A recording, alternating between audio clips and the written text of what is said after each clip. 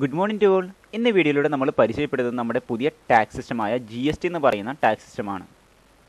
നമ്മളൊക്കെ കഴിഞ്ഞ വീഡിയോയിലൂടെ പഠിച്ച കാര്യം എന്താണെന്ന് വെച്ച് കഴിഞ്ഞാൽ ടാക്സ് എന്താണ്, അല്ലെങ്കിൽ ഏതൊക്കെ ആരാണ് ഗവൺമെൻറ്റിലേക്ക് ടാക്സ് അടയ്ക്കേണ്ടത്, അല്ലെങ്കിൽ എത്ര രീതിയിൽ ടാക്സ് ടൈപ്പ് ഉണ്ട്, അതുപോലെ തന്നെ ഗവൺമെൻറ് ഏതൊക്കെ രീതിയിലാണ് ജനങ്ങളുടെ കയ്യിൽ നിന്നും അല്ലെങ്കിൽ ടാക്സ് പേയേഴ്സിൻ്റെ കയ്യിൽ നിന്നും ഗവൺമെൻറ് ഏതൊക്കെ രീതിയിലാണ് ജനങ്ങളുടെ കയ്യിൽ നിന്നും ടാക്സ് കളക്ട് ചെയ്യുന്ന രീതിസൊക്കെയാണ് നമ്മൾ പഠിച്ചേക്കുന്നത് അല്ലേ.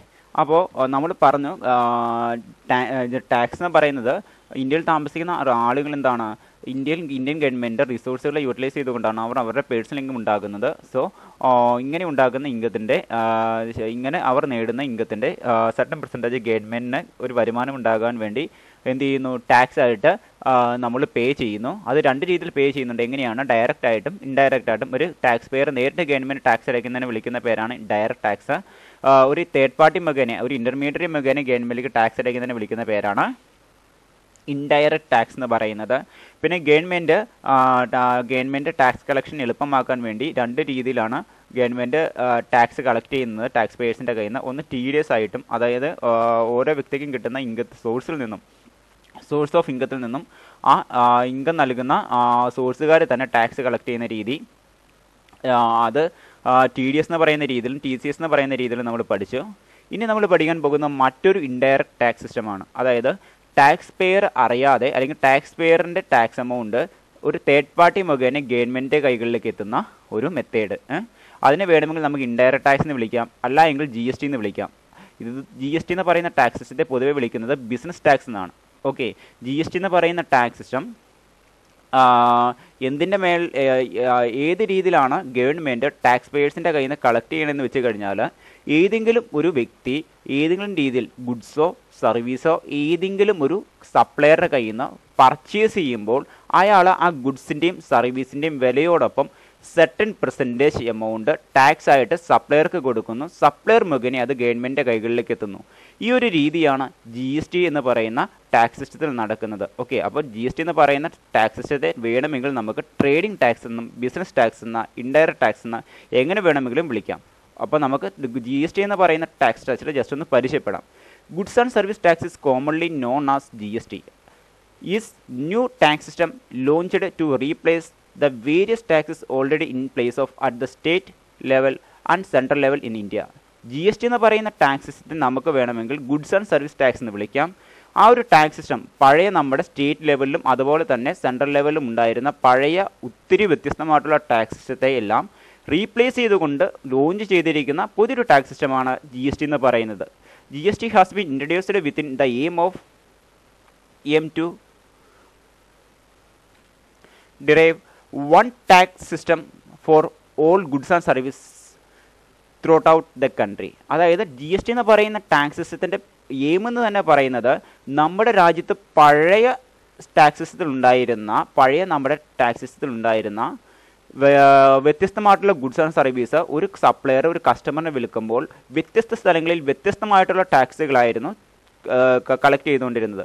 അതിനെ മൊത്തം മാറ്റിക്കൊണ്ട് ഇന്ത്യ മൊത്തം വിതരണം ചെയ്യപ്പെടുന്ന ഒരേ സ്വഭാവമുള്ള എല്ലാ ഗുഡ്സിനും സർവീസിനും കളക്ട് ചെയ്യുന്ന ടാക്സ് എന്ന് പറയുന്നത് സെയിം തന്നെയാക്കുക എന്നതാണ് GST എന്ന് പറയുന്ന ടാക്സ് സിസ്റ്റത്തിൻ്റെ ലക്ഷ്യം. ഇപ്പോൾ ഉദാഹരണം വെച്ച് കഴിഞ്ഞാൽ അത് സാർ ഒരു ഉദാഹരണത്തിലൂടെ പറഞ്ഞു തരാം.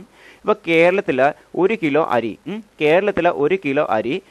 ഒരു കസ്റ്റമർ ഒരു സപ്ലയറുടെ കയ്യിൽ നിന്ന് വാങ്ങിക്കൊണ്ട് പോകുമ്പോൾ കളക്ട് ചെയ്തുകൊണ്ടിരുന്ന ടാക്സ് ആയിരുന്നു വാറ്റ് എന്ന് പറയുന്നത്. കേരളത്തിൽ തന്നെ താമസിക്കുന്ന ഒരു കസ്റ്റമർ കേരളത്തിലെ തന്നെ ഒരു ബിസിനസ്സുകാരൻ്റെ കയ്യിൽ നിന്ന് ഏതെങ്കിലും ഒരു കിലോ അരി വാങ്ങിക്കൊണ്ട് പോയി കഴിഞ്ഞാൽ ആ അരിക്ക് കൊടുക്കുന്ന ടാക്സ് എമൗണ്ട് ആയിരുന്നു വാറ്റ് എന്ന് പറയുന്നത്.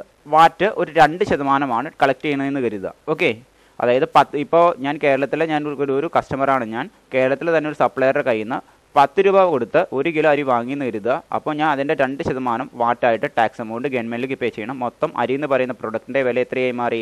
10 രൂപ അരി എന്ന് പറയുന്ന പ്രൊഡക്റ്റിൻ്റെ വിലയും 2% ടാക്സ് എമൗണ്ടോട് ചേർത്ത് 12 രൂപ ഞാൻ സപ്ലയർക്ക് കൊടുക്കണം. സപ്ലയർ മുഖേന ആ 2 രൂപ ടാക്സ് എമൗണ്ട് ഗവൺമെൻറ്റിൻ്റെ കയ്യിലേക്ക് ചെല്ലും. അപ്പോൾ 2 രൂപയായിരുന്നു ഞാൻ ഈ അരി എന്ന് പറയുന്ന പ്രൊഡക്റ്റ് വാങ്ങാൻ കേരളത്തിൽ ഞാൻ കൊടുക്കേണ്ടി വന്ന ടാക്സ്. ഇതേ സെയിം പ്രൊഡക്റ്റ് അങ്ങ് തമിഴ്നാട്ടിലാണെങ്കിൽ ഞാൻ 5% ടാക്സ് കൊടുക്കേണ്ടി വരും. ഓക്കെ, അതായത് 10 രൂപ വിലയുള്ള അരി വാങ്ങുമ്പോൾ ഒരു കിലോ അരി വാങ്ങുമ്പോൾ 5 രൂപ ടാക്സ് ആയിട്ട് കൊടുക്കേണ്ടി വരും. ഇതേ സെയിം പ്രൊഡക്റ്റ് കർണാടകയിൽ നിന്ന് വാങ്ങുമ്പോൾ ചിലപ്പോൾ 3 രൂപയായിരിക്കും ടാക്സ്. ആ സെയിം അരി എന്ന് പറയുന്ന പ്രൊഡക്റ്റിന്. ഇനി അങ്ങ് ജമ്മു കാശ്മീരിൽ നിന്നാണ് ഈ പ്രൊഡക്റ്റ് വാങ്ങുന്നതെങ്കിൽ ചിലപ്പോൾ 7 രൂപയായിരിക്കും ടാക്സ്. അതാണ് അർത്ഥമാക്കുന്നത്. അരി എന്ന് പറയുന്ന പ്രൊഡക്റ്റിൻ്റെ കാര്യം സാർ ഒരു ഉദാഹരണം പറഞ്ഞത് മാത്രം. അപ്പോൾ ഇങ്ങോട്ട് നോക്കുക, സെയിം ഇന്ത്യയിൽ വിതരണം ചെയ്യപ്പെടുന്ന സർവീസുകൾക്ക്, അതുപോലെ ഗുഡ്സ് ആയിക്കോട്ടെ സർവീസുകളായിക്കോട്ടെ, സെയിം സ്വഭാവമുള്ള സർവീസുകളും ആയിക്കോട്ടെ സെയിം സ്വഭാവമുള്ള ഗുഡ്സും ആയിക്കോട്ടെ, ഒരു സപ്ലയറുടെ കയ്യിൽ നിന്ന് കസ്റ്റമറിന് ഇന്ത്യയിൽ ഏതെങ്കിലും വ്യത്യസ്തമായിട്ടുള്ള സ്ഥലങ്ങളിൽ വിതരണം ചെയ്യപ്പെടുമ്പോൾ സെയിം സ്വഭാവമുള്ള ഗുഡ്സിനും സർവീസിനും ചാർജ് ചെയ്തുകൊണ്ടിരുന്ന ടാക്സ് എന്ന് പറയുന്നത് പല സ്റ്റേറ്റുകളിലും പലതായിരുന്നു. അതുകൊണ്ട് തന്നെ ഇത് സെൻട്രൽ ഗവൺമെൻറ്റിനോ സ്റ്റേറ്റ് ഗവൺമെൻറ്റിനോ ശരിയായ രീതിയിൽ ഈ ടാക്സ് എമൗണ്ടുകളെ അല്ലെങ്കിൽ ടാക്സുകളെ കോർഡിനേറ്റ് ചെയ്യാനോ കൺട്രോൾ ചെയ്യാനോ പറ്റിയില്ല. കാരണം ഈ കേരളത്തിൽ വിൽക്കപ്പെടുന്ന 1 കിലോ അരിക്ക് ഉണ്ടാകുന്ന ടാക്സ് എമൗണ്ട് തമിഴ്നാട്ടിൽ വരുമ്പോൾ വ്യത്യസ്തമാണ്, അങ്ങ് കർണാടക വരുമ്പോൾ വേറെ വ്യത്യസ്തമാണ്, അങ്ങ് ജമ്മു കാശ്മീർ വരുമ്പോൾ വേറെ വ്യത്യസ്തമാണ്. അപ്പോൾ ഇങ്ങനെ വ്യത്യസ്തമായിട്ടുള്ള സ്റ്റേറ്റുകളിൽ സെയിം സ്വഭാവമുള്ള പ്രൊഡക്റ്റിന് വ്യത്യസ്ത ടാക്സ് കളക്ട് ചെയ്തുകൊണ്ടിരിക്കുന്നതുകൊണ്ട് തന്നെ സെൻട്രൽ ഗവൺമെൻറ് ഈ ടാക്സ് സിസ്റ്റത്തെ ഇന്ത്യയിൽ ഉള്ള ഈ ടാക്സുകളെ ശരിയായ രീതിയിൽ കൺട്രോൾ ചെയ്യാൻ പറ്റുകയില്ല. അപ്പോൾ നമ്മുടെ ഗവൺമെൻറ് എന്ത് ചെയ്തു എന്ന് വെച്ച് കഴിഞ്ഞാൽ പഴയ എല്ലാ ടാക്സുകളെയും അങ്ങ് എടുത്തങ്ങ് മാറ്റിയിട്ട് ഇന്ത്യ മൊത്തം വിതരണം ചെയ്യപ്പെടുന്ന സെയിം സ്വഭാവമുള്ള എല്ലാ ഗുഡ്സിനും സെയിം റേറ്റ് ഓഫ് ടാക്സ് ആക്കി. അതാണ് one tax four one nation എന്ന് പറയുന്നത്. അല്ലെങ്കിൽ ഒരു ടാക്സ് സിസ്റ്റം മതി ഒരേ സ്വഭാവത്തിൽ വിതരണം ചെയ്യപ്പെടുന്ന ഗുഡ്സിനും സർവീസിനും ഇന്ത്യ മുഴുവനും എന്ന ലക്ഷ്യത്തോടു കൂടിയാണ് നമ്മുടെ രാജ്യത്ത് GST എന്ന് പറയുന്ന ആശയം നടപ്പിലാക്കിയത്. ഓക്കെ, അപ്പോൾ ഇതിൻ്റെ ഗുണം എന്താണെന്ന് വെച്ച് കഴിഞ്ഞാൽ കേരളത്തിൽ ഇപ്പോൾ കേരളത്തിൽ വിൽക്കപ്പെടുന്ന അരിക്ക് 2 രൂപ ടാക്സ് എങ്കിൽ ഇതേ സെയിം അരി തമിഴ്നാട്ടിൽ വിറ്റാലും 2 രൂപ ടാക്സേ ഉള്ളൂ.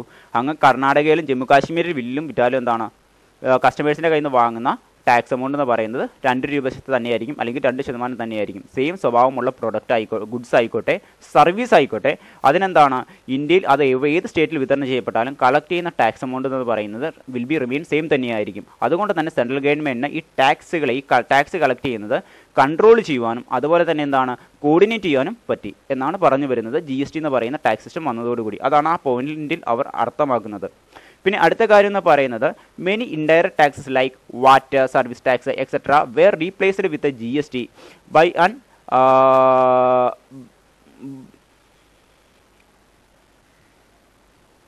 അതായത് നമ്മുടെ പഴയ ടാക്സസിൽ ഉണ്ടായിരുന്ന ഇൻഡയറക്റ്റ് ടാക്സുകളായ വാറ്റുകൾ, സർവീസ് ടാക്സ് മുതലായ എല്ലാ കാര്യങ്ങളും GST എന്ന് പറയുന്ന ഒരു സിസ്റ്റം 2017 പാർലമെൻറ്റിൽ ലോഞ്ച് ചെയ്തതോടുകൂടി അല്ലെങ്കിൽ നടപ്പിലായതോടുകൂടി ഈ പഴയ എല്ലാ ടാക്സ് സിസ്റ്റവും എടുത്തു മാറ്റി ഇന്ത്യ മുഴുവനും വ്യത്യസ്തമായി നിലനിന്നിരുന്ന പല വാറ്റ് ടാക്സുകൾ, സർവീസ് ടാക്സുകളൊക്കെ എടുത്തു മാറ്റി ഒരൊറ്റ ടാക്സ് എന്ന് പറയുന്ന സിസ്റ്റം ഇന്ത്യയിൽ നടപ്പിലാക്കി എന്നാണ് പറഞ്ഞു വരുന്നത്.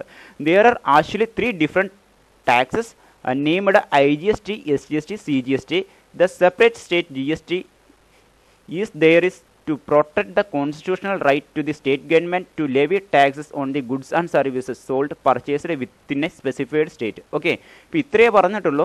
GST എന്ന് പറയുന്ന ഒരു ടാക്സ് സിസ്റ്റം എന്ന് പറയുന്നത് അതിൻ്റെ സ്ലോഗൻ എങ്ങനെയാണ്, അല്ലെങ്കിൽ GST എന്ന് പറയുന്ന ടാക്സ് സിസ്റ്റത്തെ പറ്റി നമ്മൾ കേൾക്കുമ്പോൾ തന്നെ ഇന്ത്യ മുഴുവനും ഒരൊറ്റ ടാക്സ്, ഒരൊറ്റ നികുതി എന്നുള്ളതാണ് നമ്മൾ പഠിച്ചു വയ്ക്കുന്നത്. എന്നാൽ GST എന്ന് പറയുന്ന ടാക്സ് സിസ്റ്റത്തെ തന്നെ പലതായിട്ട് തരം തിരിച്ചിട്ടുണ്ട്. അതിൻ്റെ സ്വഭാവം അനുസരിച്ച്, ട്രേഡ് ചെയ്യപ്പെടുന്നതിൻ്റെ സ്വഭാവം അനുസരിച്ചുകൊണ്ട് അതെന്താണെന്ന് നമുക്ക് മുന്നോട്ട് വരുമ്പോൾ പഠിക്കാം.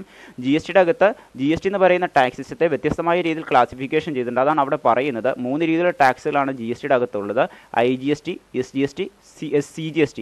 ഇനി GST എന്ന് പറയുന്ന ടാക്സ് സിസ്റ്റം കൊണ്ടുള്ള ഗുണം എന്താണെന്ന് വെച്ച് കഴിഞ്ഞാൽ നമ്മുടെ സ്റ്റേറ്റ് ഗവൺമെൻറ്റിൽ വിതരണം ചെയ്യുന്ന അല്ലെങ്കിൽ നമ്മുടെ വ്യത്യസ്തമായിട്ടുള്ള സ്റ്റേറ്റുകൾ വിതരണം ചെയ്യപ്പെടുന്ന ഗുഡ്സിൻ്റെയും സർവീസിൻ്റെയും മുകളിലുള്ള ടാക്സ് എമൗണ്ട് ശരിയായ രീതിയിൽ സ്റ്റേറ്റ് ഗവൺമെൻറ്റിനും സെൻട്രൽ ഗവൺമെൻറ്റിനും കളക്ട് ചെയ്യാൻ പറ്റി.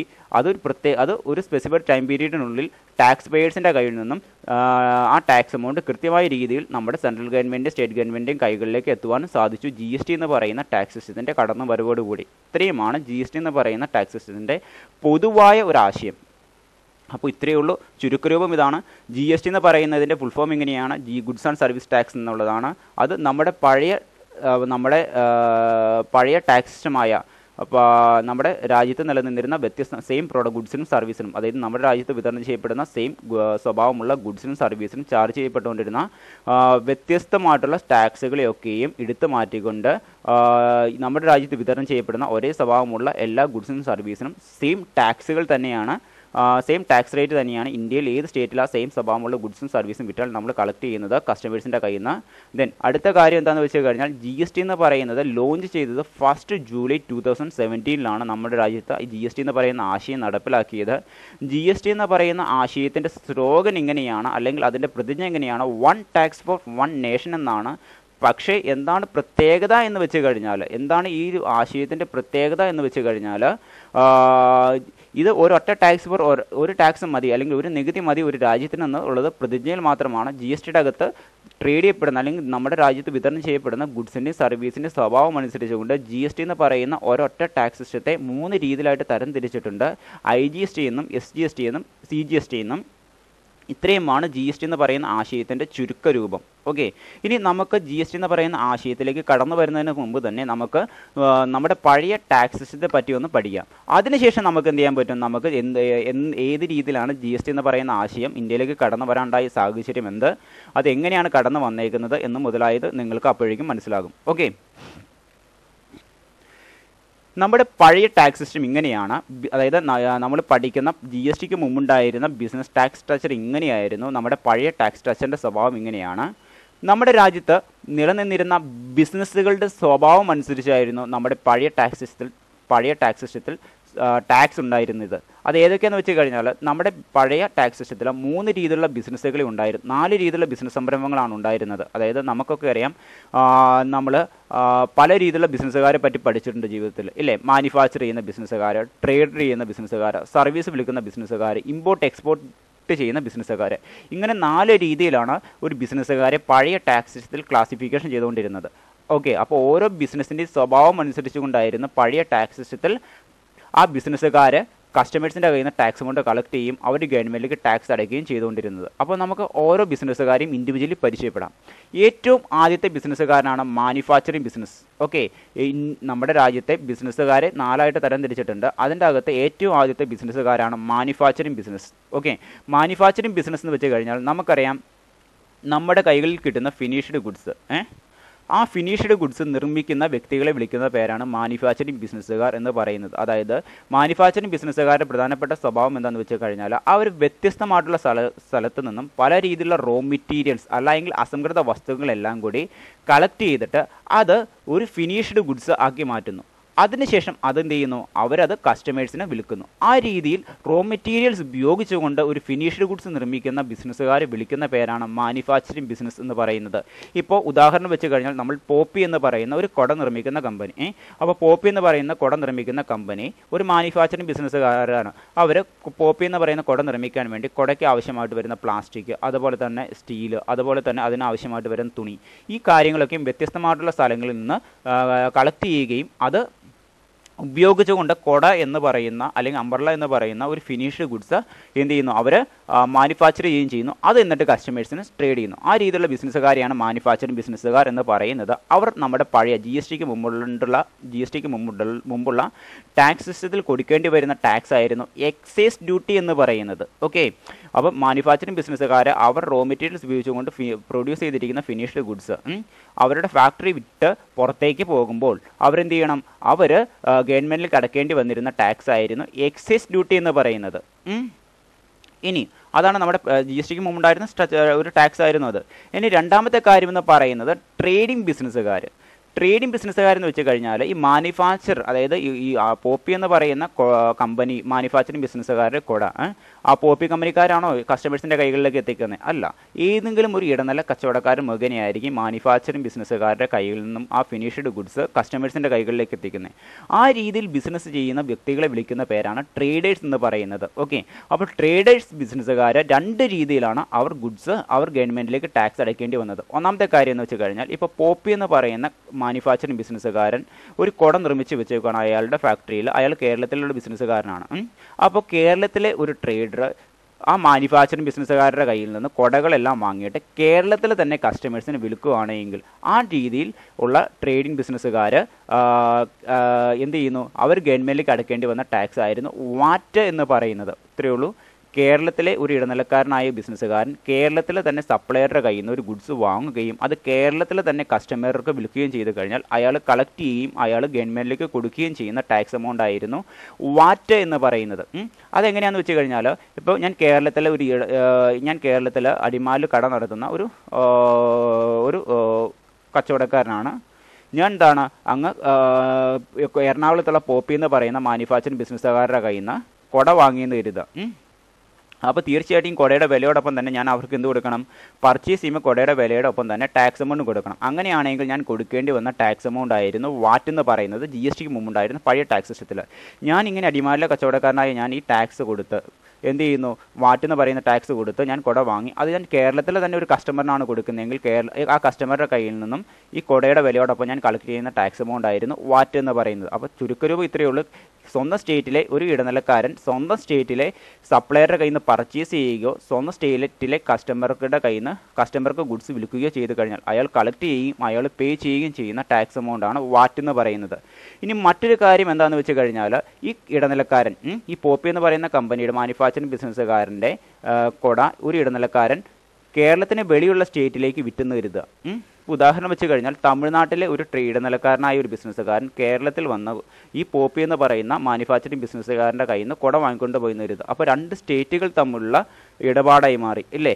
കേരളം എന്ന് പറയുന്ന സ്റ്റേറ്റിൽ തമിഴ്നാട് എന്ന് പറയുന്ന സ്റ്റേറ്റിൽ നിന്നുള്ള ഇടനിലക്കാരൻ കേരളത്തിൽ വന്നാണ് ഈ കുട വാങ്ങിക്കൊണ്ട് പോയേക്കുന്നത്. അപ്പോൾ രണ്ട് സ്റ്റേറ്റുകൾ തമ്മിലുള്ള ട്രേഡിംഗ് ട്രാൻസാക്ഷൻ ആണെങ്കിൽ ട്രേഡർമാർ രണ്ട് രീതിയിലാണ് ട്രേഡിംഗ് ട്രാൻസാക്ഷൻ നടത്തുന്നത്. സ്വന്തം സ്റ്റേറ്റിൽ നിന്ന് ഇടനിലക്കാരൻ വാങ്ങുകയും വിൽക്കുകയും ചെയ്തു കഴിഞ്ഞാൽ അയാൾക്ക് കൊടുക്കേണ്ടി വരുന്ന ടാക്സാണ് വാറ്റ് എന്ന് പറയുന്നത്. ഇനി ഇടനിലക്കാരൻ അഥവാ ട്രേഡിംഗ് സ്വഭാവമുള്ള ബിസിനസ്സുകാർ അവർ വേറൊരു സ്റ്റേറ്റിൽ നിന്നും അവരുടെ സ്വന്തം സ്റ്റേറ്റിൽ നിന്ന് വേറൊരു സ്റ്റേറ്റിൽ പോയി പർച്ചേസ് ചെയ്യുകയും വേറൊരു സ്റ്റേറ്റിലേക്ക് സെയിൽ ചെയ്യുകയും ചെയ്തു കഴിഞ്ഞാൽ അവർ ആ രീതിയിൽ പർച്ചേസും സെയിലും നടത്തുമ്പോൾ ഗവൺമെൻറ്റിലേക്ക് അടക്കേണ്ടി വന്ന ടാക്സ് ആയിരുന്നു CST എന്ന് പറയുന്നത്. ഇപ്പോൾ ഉദാഹരണം വെച്ച് കഴിഞ്ഞാൽ തമിഴ്നാട്ടിലെ ഒരു ഇടനിലക്കാരനായ ബിസിനസ്സുകാരൻ കേരളത്തിലെ മാനുഫാക്ചറിങ് ബിസിനസ്സുകാരനായ പോപ്പി എന്ന് പറയുന്ന കമ്പനിയിൽ വന്നിട്ട് കുട പർച്ചേസ് ചെയ്ത് കൊണ്ടുപോയി. അങ്ങനെയാണെങ്കിൽ തമിഴ്നാട്ടിലെ ഇടനിലക്കാരനായ ബിസിനസ്സുകാരൻ കേരളത്തിലെ മാനുഫാക്ചറായ ബിസിനസ്സുകാരന് കുടയുടെ വിലയോടൊപ്പം കൊടുക്കേണ്ടി വന്ന ടാക്സ് ആയിരുന്നു CST എന്ന് പറയുന്നത്. ഓക്കെ, നോക്കിയാണല്ലോ. അപ്പോൾ രണ്ട് രീതി ട്രേഡിംഗ് ബിസിനസ്സുകാർ അവരുടെ ട്രേഡിംഗ് ട്രാൻസാക്ഷൻ കണ്ടക്ട് ചെയ്യുന്ന സ്റ്റേറ്റ് ഏതോ അതിൻ്റെ അടിസ്ഥാനത്തിൽ രണ്ട് രീതിയിലാണ് ഗവൺമെൻറ്റിലേക്ക് ടാക്സ് അടച്ചുകൊണ്ടിരുന്നത് പഴയ ടാക്സ് സിസ്റ്റത്തിൽ. എങ്ങനെയാണ്?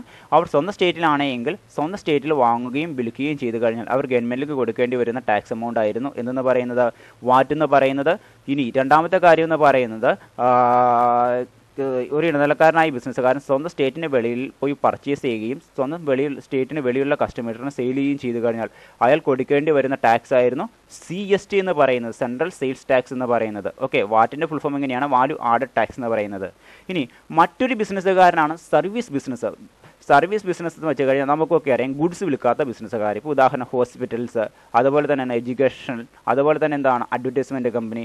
ആ രീതിയിൽ സർവീസ് വിൽക്കുന്ന ഒരു ബിസിനസ്സുകാരാണെങ്കിൽ അവർ പർച്ചേസ് ചെയ്യുമ്പോഴും സെയിൽ ചെയ്യുമ്പോഴും ഗവൺമെൻറ്റിലേക്ക് അടക്കേണ്ടി വരുന്ന ടാക്സ് ആയിരുന്നു സർവീസ് ടാക്സ് എന്ന് പറയുന്നത്. ഓക്കെ, ഇനി ഇമ്പോർട്ട് ഓർ എക്സ്പോർട്ട്, അതായത് വിദേശ രാജ്യങ്ങളിൽ നിന്ന് ഗുഡ്സ് ഇറക്കുമതി ചെയ്യുകയും വിദേശ രാജ്യങ്ങൾക്ക് ഗുഡ്സ് കയറ്റുമതിയും ചെയ്യുന്ന ബിസിനസ്സുകാരെ വിളിക്കുന്ന പേരാണ് ഇമ്പോർട്ട് ഓർ എക്സ്പോർട്ട് ബിസിനസ്സുകാർ എന്ന് പറയുന്നത്. അവർ ഗവൺമെൻറ്റിലേക്ക് അടക്കേണ്ടി വരുന്ന ടാക്സ് ആയിരുന്നു കസ്റ്റം ഡ്യൂട്ടി എന്ന് പറയുന്നത്. അതായത് ഒരു ബിസിനസ്സുകാരുണ്ടായാൽ വിദേശ രാജ്യങ്ങളിൽ ഗുഡ്സ് പർച്ചേസ് ചെയ്യുന്നു, അങ്ങനെയാണെങ്കിൽ ഗവൺമെൻറ്റിന് കൊടുക്കേണ്ട ടാക്സ് ആയിരുന്നു കസ്റ്റം ഡ്യൂട്ടി എന്ന് പറയുന്നത്. അവർ ഇനി ആ ബിസിനസ്സുകാരൻ വിദേശ രാജ്യത്തേക്ക് ഗുഡ്സ് എക്സ്പോർട്ട് ചെയ്ത് കഴിഞ്ഞാൽ സെയിൽ ചെയ്ത് കഴിഞ്ഞാൽ അയാൾ ഗവൺമെൻറ്റിലേക്ക് അടക്കേണ്ടി വരുന്ന ടാക്സ് ആയിരുന്നു കസ്റ്റം ഡ്യൂട്ടി എന്ന് പറയുന്നത്. ഓക്കെ, അപ്പോൾ നമ്മുടെ പഴയ ടാക്സ് സിസ്റ്റത്തിൽ ബിസിനസ്സുകളുടെ സ്വഭാവം അനുസരിച്ച് വ്യത്യസ്തമായ രീതിയിൽ എന്ത് ചെയ്തിട്ടുണ്ട്? ടാക്സ് ക്ലാസിഫിക്കേഷൻ ചെയ്തിട്ടുണ്ട്. ഇങ്ങനെ പല ടാക്സുകളാണുള്ളത്. ഓക്കെ, അപ്പോൾ മാനുഫാക്ചറിംഗ് ബിസിനസ്സുകാരനാണെങ്കിൽ അയാൾ പേ ചെയ്യേണ്ടി വരുന്ന, അയാൾ പർച്ചേസ് ചെയ്യുമ്പോഴും സെയിൽ ചെയ്യുമ്പോഴും കൊടുക്കേണ്ടി വരുന്ന ടാക്സ് ആയിരുന്നു എക്സൈസ് ഡ്യൂട്ടി. ഇടനിലക്കാരനാണെങ്കിൽ അയാൾ സ്വന്തം സ്റ്റേറ്റിലുള്ള കസ്റ്റമറുടെ സപ്ലയറുടെ കയ്യിൽ നിന്ന് പർച്ചേസ് ചെയ്യും സ്വന്തം സ്റ്റേറ്റിലുള്ള കസ്റ്റമർക്ക് വിൽക്കുകയും ചെയ്ത് കഴിഞ്ഞാൽ അയാൾ കൊടുക്കേണ്ടി വരുന്ന ടാക്സ് ആയിരുന്നു വാറ്റ് എന്ന് പറയുന്നത്. ഇനി ട്രേഡർ എന്ന് പറയുന്നത് സ്വന്തം സ്റ്റേറ്റിന് വെളിയിൽ വേറൊരു സ്റ്റേറ്റിലേക്ക് പർച്ചേസ് ചെയ്യുകയും വേറെ സ്റ്റേറ്റിലേക്ക് സെയിൽ ചെയ്യുകയും ചെയ്ത് കഴിഞ്ഞാൽ അയാൾ കൊടുക്കേണ്ടി വരുന്ന ടാക്സ് ആയിരുന്നു CST എന്ന് പറയുന്നത്. ഇനി സർവീസ് രീതിയിലുള്ള ബിസിനസ്സുകാർ ഗവൺമെൻറ്റിലേക്ക് അടയ്ക്കേണ്ടി വരുന്ന പഴയ ടാക്സ് ആയിരുന്നു സർവീസ് ടാക്സ്.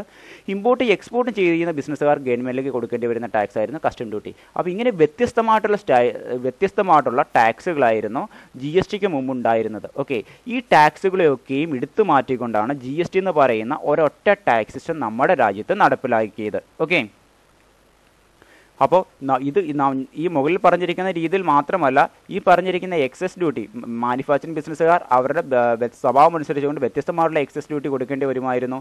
ട്രേഡർമാരാണെങ്കിൽ വാറ്റ് കൊടുക്കേണ്ടി വരുമായിരുന്നു. CST എന്ന് പറയുന്ന ടാക്സ് സിസ്റ്റം കൊടുക്കേണ്ടി വരുമായിരുന്നു. അതുപോലെ തന്നെ സർവീസ് ബിസിനസ്സുകാരാണെങ്കിൽ സർവീസ് ടാക്സും കസ്റ്റം ഡ്യൂട്ടിയും കൊടുക്കേണ്ടി വരുമായിരുന്നു. അപ്പോൾ ഈ രീതിയിലുള്ള നമ്മുടെ പഴയ ഒരു 15 രീതിയിലുള്ള ടാക്സുകളെയൊക്കെ എടുത്തു മാറ്റിക്കൊണ്ടാണ് നമ്മൾ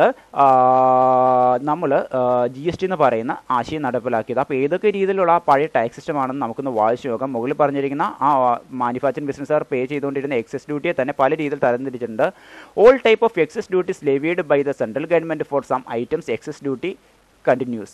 Central surcharge and cess so far as they related to supply of goods and services. Central sales tax, central service tax, state water, state luxury tax, state entry tax, entertainment amusement tax, state tax on advertisement, state tax on lotteries, betting, gambling, state surcharge and cess so far as they related to goods and services, turn over taxes etcetera. ഈ രീതിയിലുള്ള 15 പഴയ ടാക്സുകളെ replace ചെയ്തുകൊണ്ടാണ് നമ്മുടെ രാജ്യത്ത് GST എന്ന് പറയുന്ന ഒരൊറ്റ tax system നടപ്പിലാക്കിയത്. ഓക്കെ, അപ്പം മൊത്തത്തിൽ പറഞ്ഞു കഴിഞ്ഞാൽ മാനുഫാക്ചറിംഗ് ബിസിനസ്സുകാർ കൊടുക്കേണ്ടി വരുന്ന എക്സസ് ഡ്യൂട്ടികളാണ് ആദ്യത്തെ 2 പോയിന്റിൽ പറയുന്നത്.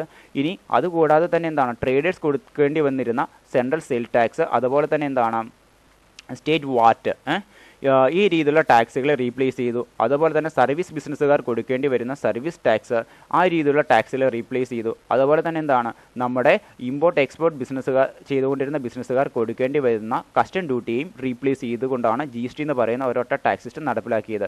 ഇനി സ്റ്റേറ്റ് ലക്ഷറി ടാക്സ് എന്ന് പറഞ്ഞൊരു ടാക്സ് ഉണ്ട്. അതെന്തിനാണെന്ന് വെച്ച് കഴിഞ്ഞാൽ നമ്മൾ ലക്ഷറി ഐറ്റംസ് വാങ്ങുകയും വിൽക്കുകയും ചെയ്യുന്ന ബിസിനസ്സുകാർ കൊടുക്കേണ്ടി വരുന്ന ടാക്സ് ആയിരുന്നു സ്റ്റേറ്റ് ലക്ഷറി ടാക്സ് എന്ന് പറയുന്നത്. സ്റ്റേറ്റ് എൻട്രി ടാക്സ് എന്ന് വെച്ച് കഴിഞ്ഞാൽ ഒരു സ്റ്റേറ്റിൽ നിന്ന് മറ്റൊരു സ്റ്റേറ്റിലേക്ക് ഗുഡ്സോ സർവീസ് പർച്ചേസ് ചെയ്യുമ്പോൾ പർച്ചേസ് ചെയ്യുന്ന സ്റ്റേറ്റുകാർ ഏത് സ്റ്റേറ്റിൽ നിന്നാണോ പർച്ചേസ് ചെയ്യുന്ന ആ സ്റ്റേറ്റിൽ കൊടുക്കേണ്ടി വരുന്ന ടാക്സ് ആയിരുന്നു എൻട്രി ടാക്സ് എന്ന് പറയുന്നത്. ഇപ്പോൾ ഉദാഹരണം വെച്ച് കഴിഞ്ഞാൽ കേരളത്തിലെ ഒരു ബിസിനസ്സുകാരനായ ഞാൻ തമിഴ്നാട്ടിൽ നിന്ന് ഒരു ഗുഡ്സ് പർച്ചേസ് ചെയ്തുകൊണ്ട് വരികയാണെങ്കിൽ അത് കേരളത്തിൽ പ്രവേശിക്കണമെങ്കിൽ കേരള ഗവൺമെൻറ് ടാക്സ് കൊടുക്കണം. അതാണ് സ്റ്റേറ്റ് എൻട്രി ടാക്സ് എന്ന് പറയുന്നത്.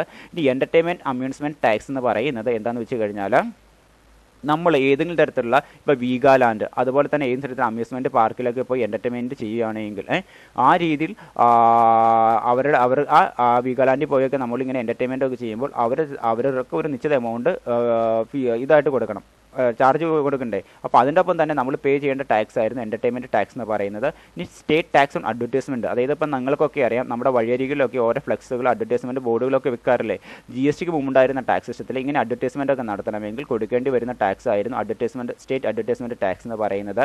പിന്നെ ലോട്ടറി, ബെറ്റിംഗ്, ഗാംബ്ലിംഗ് മുതലായ പ്രവർത്തനങ്ങളിൽ ഏർപ്പെടുന്ന വ്യക്തികൾ ഗവൺമെൻറ് പേ ചെയ്യേണ്ടി വരുന്നു. ആ രീതിയിൽ ബിസിനസ് നടത്തുന്നവർ ഗവൺമെൻറ്റിലേക്ക് പേ ചെയ്തുകൊണ്ടിരുന്ന ടാക്സ് ആയിരുന്നു GSTക്ക് മുമ്പ് state tax phone lotteries, betting, gambling മുതലായ കാര്യങ്ങൾ. അപ്പോൾ ഈ രീതിയിലുള്ള 15 ടാക്സുകളെ അങ്ങ് എടുത്ത് മാറ്റിയിട്ടാണ് ഗവൺമെൻറ് GST എന്ന് പറയുന്ന ഒരൊറ്റ ടാക്സ് സിസ്റ്റം നടപ്പിലാക്കിയത്.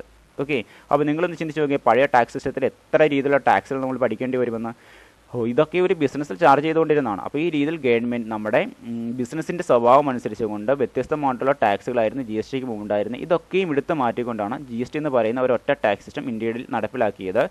അപ്പോൾ ഈ 15 ടാക്സുകളെ മൊത്തം എടുത്ത് മാറ്റിയിട്ട് IGST അഥവാ GSTയുടെ മറ്റൊരു പേരാണ് IGST എന്ന് പറയുന്ന ഒരൊറ്റ ടാക്സ് സിസ്റ്റമായിട്ട് അത് ഇന്ത്യയിൽ നടപ്പിലാക്കി.